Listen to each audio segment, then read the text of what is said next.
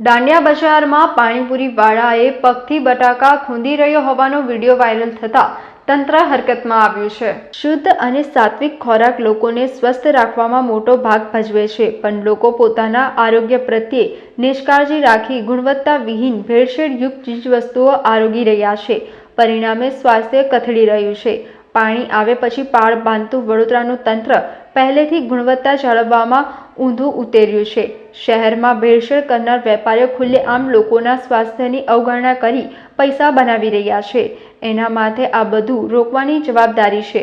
તેઓ એસી કેબિનમાં સબ સલામત હેનો રાગ ચલાવે છે। શહેરના દાંડિયા બજાર રોડ ઉપર પાણીપુરીના લારી ધારક દ્વારા ફૂટપાથ પર ખુલ્લેઆમ તપેલામાં પગથી બટાકા ખૂંદતો હોવાનો વિડીયો વાયરલ થયો છે। વિડીયો વાયરલ થતાં જ લારી ધારક લારી બંધ કરી ફરાર થયો છે। પાણીપુરીના ચટકો લેતા શહેરીજનો માટે ચોંકાવનારો કિસ્સો સપાટી પર આવ્યો છે। વિડીયો વાયરલ થતાં આરોગ્ય વિભાગે કાર્યવાહી હાથ ધરી હતી। સમાચારોના સતત અપડેટ મેળવવા માટે લોકમત ન્યૂઝને યુટ્યુબ ઉપર સબસ્ક્રાઇબ કરો, બેલ આઇકોન દબાવો અને અમારી સાથે જોડાયેલ રહો ફેસબુક, ઇન્સ્ટાગ્રામ અને ટ્વિટર ઉપર।